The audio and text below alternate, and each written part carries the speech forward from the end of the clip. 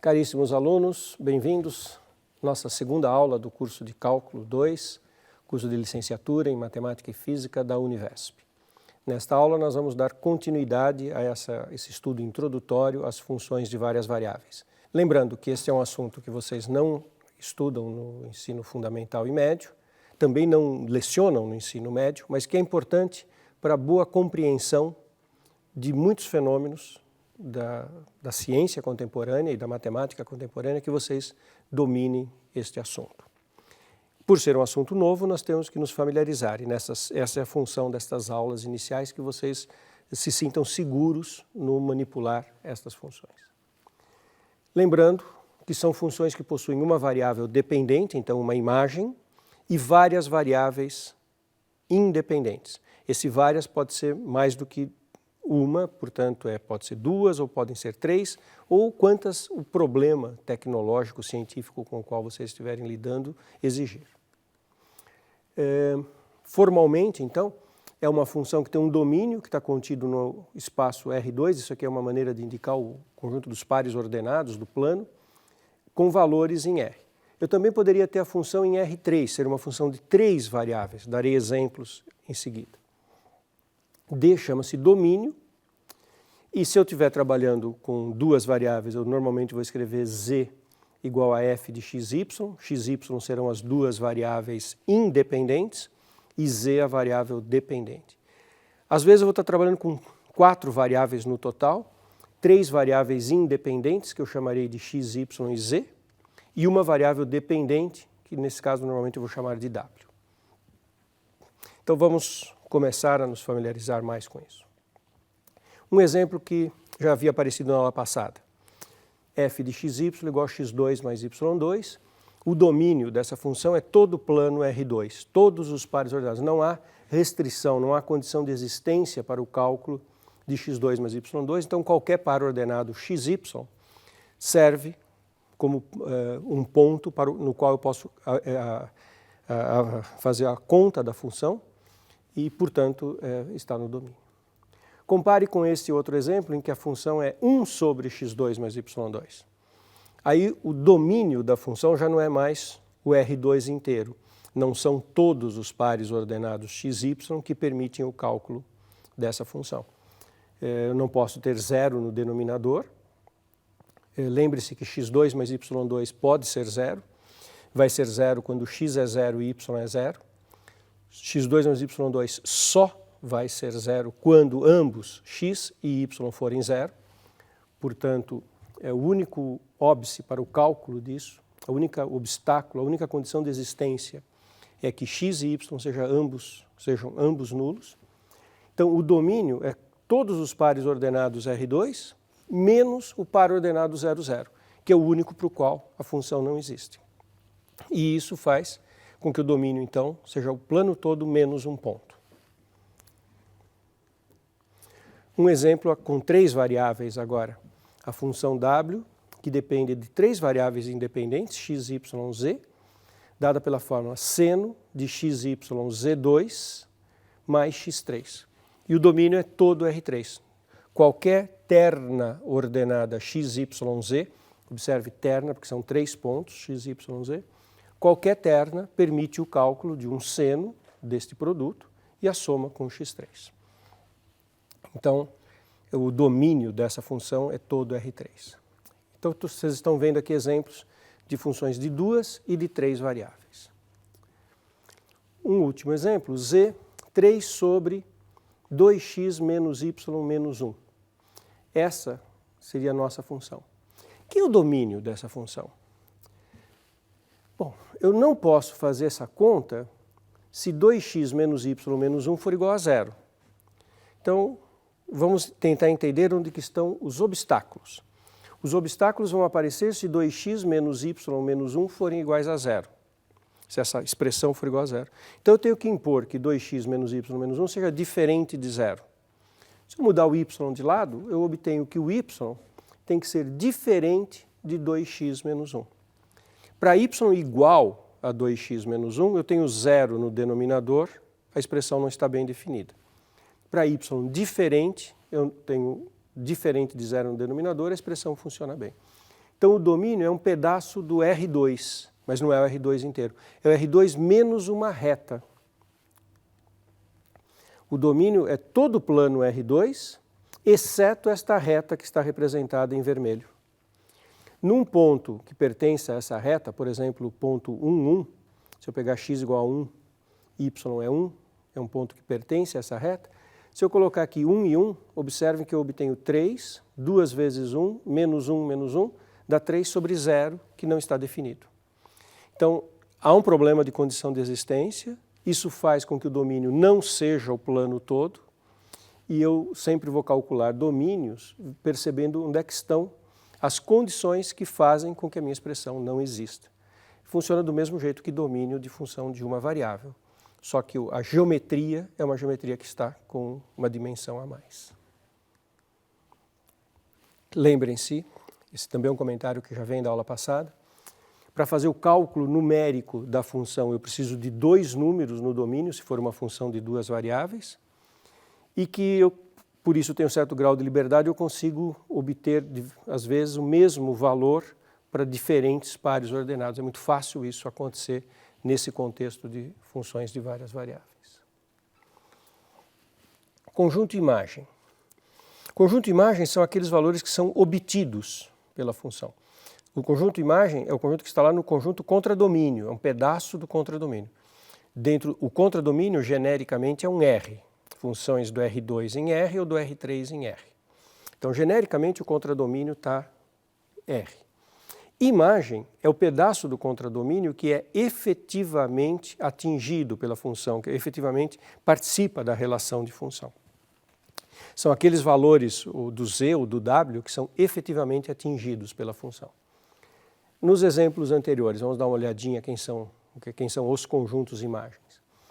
Para a função xy igual a x2 mais y2, o conjunto imagem é reais positivos, incluindo o zero. Quando não incluímos o zero, nós colocamos um asterisco. Vê se vocês se lembram dessa notação. R mais significa positivos ou o zero. Por quê? Porque, bom, x² e y² são ambos positivos. Soma de positivos dá positivo. Nunca vai dar um resultado negativo. Mas pode dar zero. Quando eu fizer x e y ambos iguais a zero, eu vou obter zero aqui. Certo? Não confunda com o exemplo seguinte, que era 1 sobre x2 mais y2, em que eu não podia fazer x e y igual a zero, porque senão x2 mais y2 daria zero, daria um zero no denominador e por isso que não estava no domínio. Essa conta, 1 sobre x2 mais y2, ela pode tem como conjunto imagem R mais asterisco. Bom, primeiro, só pode dar positivo. Isso não pode ser zero porque eu tenho uma fração e o numerador dela é 1. Uma fração só dá zero quando o numerador é zero. Como o numerador é 1, isso nunca vai se anular. E pode assumir qualquer valor positivo. Se x2 mais y2 tiver um valor muito pequeno, imagine x e y muito pequenos. x2 e y2 também são pequenos, x2 mais y2 pequeno. Se esse número é muito pequeno, a divisão 1 sobre pode ser um número grande. E se x e y forem muito grandes, x2 mais y2 é grande, 1 sobre é pequeno. Isso que eu acabei de falar já está preparando um pouco uma conversa para o estudo de limites dessas funções que nós faremos nas aulas subsequentes. E para essa função de 3 variáveis, w, f de x, y, z, seno mais x3, o conjunto imagem é toda a reta real. Como que eu percebo isso? Seno não importa do que, observem que aqui x, y, z2 é uma expressão complicada, mas não importa o que seja. Toda vez que eu calcular um seno, vai dar um número entre menos 1 e 1. Então, seno está entre menos 1 e 1. x3 pode ser positivo, pode ser negativo, pode ser muito grande, muito pequeno, muito negativo, muito positivo, pode ser zero. Ele domina e a soma deste número entre menos 1 e 1 com um número que percorre a reta toda, dá um número que percorre a reta toda, então o conjunto imagem é toda a reta real. Eu digo que uma função é limitada se o conjunto imagem é um conjunto limitado em R. Desses nossos exemplos, a função seno de xy é uma função de duas variáveis e que, depois de feito o cálculo, só obtenho coisas entre menos 1 e 1 e, portanto, ela acaba sendo uma função limitada, porque o conjunto imagem está restrito entre menos 1 e 1.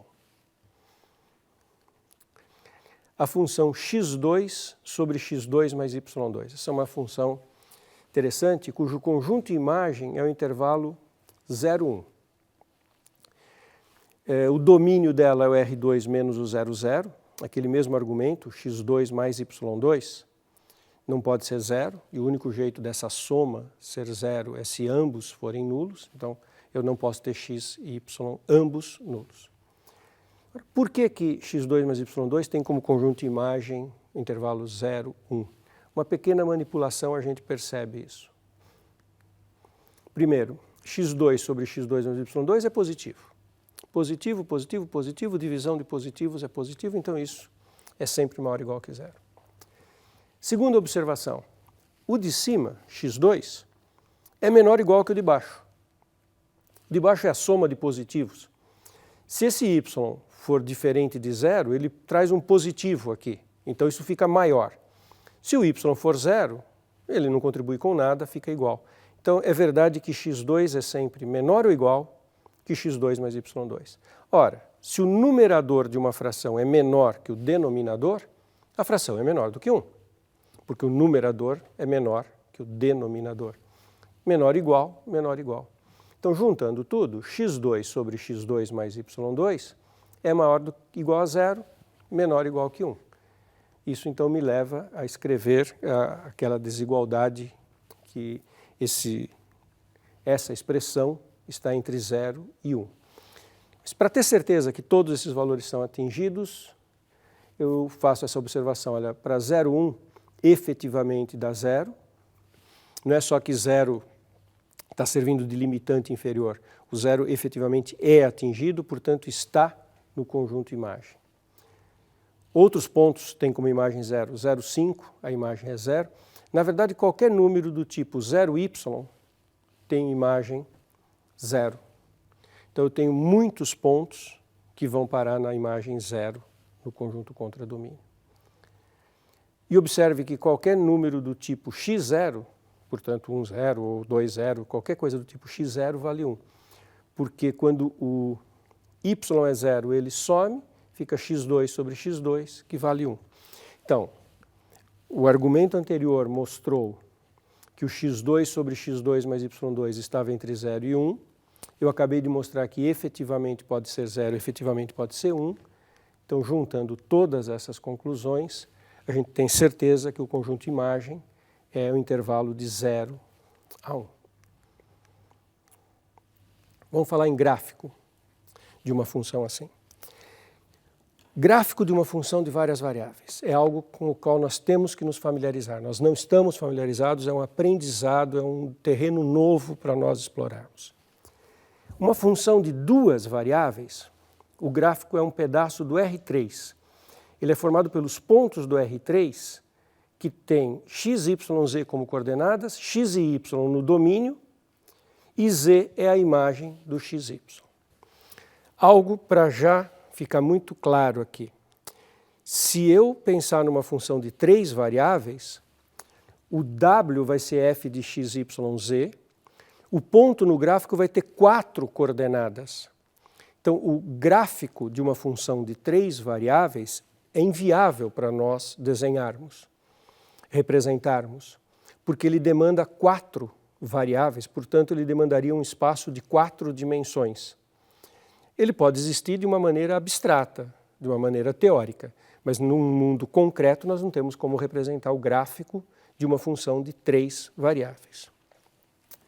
Para as funções de duas variáveis, eu vou representar o gráfico num sistema de coordenadas, o eixo x, y, z. E isso é algo com o qual nós temos que aprender a lidar. Aqui eu tenho um objeto concreto, né, para representar isso.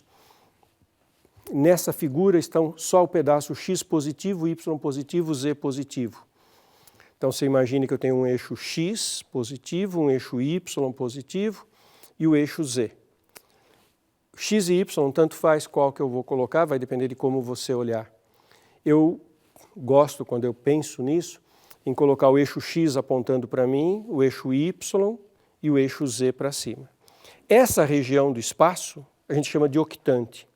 Isso que está representado nessa figura é o primeiro octante do espaço, e ao todo são 8 octantes.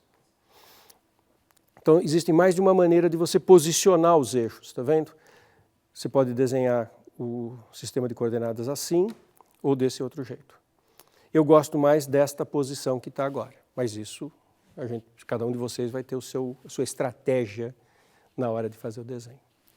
A representação do gráfico exige representação de pontos.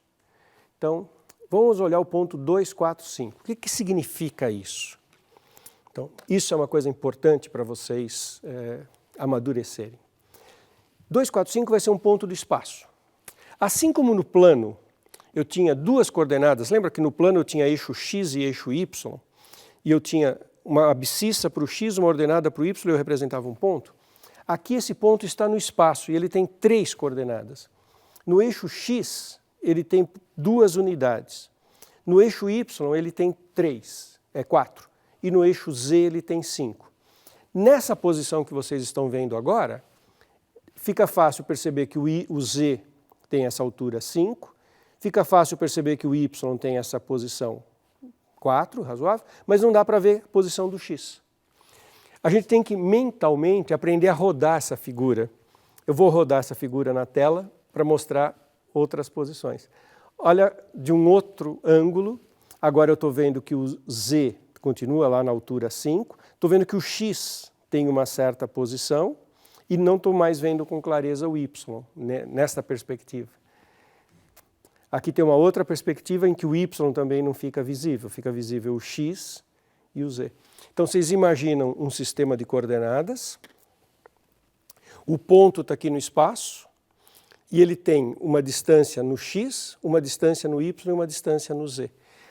É a expansão para o espaço tridimensional daquilo que nós fazíamos no plano. Nós vamos lidar com isso mais ainda. Na próxima aula nós vamos voltar a essa questão da representação dos gráficos e dos pontos no espaço tridimensional, num sistema de coordenadas, a gente chama isso de sistema de coordenadas cartesiano, né, no espaço R3, o sistema ortogonal. Em geral, os gráficos vão ser superfícies, eu já mostrei isso na aula passada, e nós vamos aprender a lidar com isso. Na aula passada também mostrei o gráfico desta função, que é um paraboloide de revolução. Então nós vamos ter que entender como obter este gráfico. Uma outra superfície, para vocês começarem a perceber como é que a gente representa as superfícies. Função constante. Olha, é uma figura muito simples, mas é muito bonita de ver. Está aqui representado o eixo X, o eixo Y, e a função tem um valor constante no eixo Z. Eu peguei Z igual a 4, então é a função constante Z igual a 4. O gráfico é um plano horizontal passando na altura 4. Se eu tiver aqui o meu sistema de coordenadas, a função Z igual a 4 tem como gráfico um plano horizontal passando na altura 4. É muito simples, mas muito bonito, né, de imaginar essas coordenadas no espaço.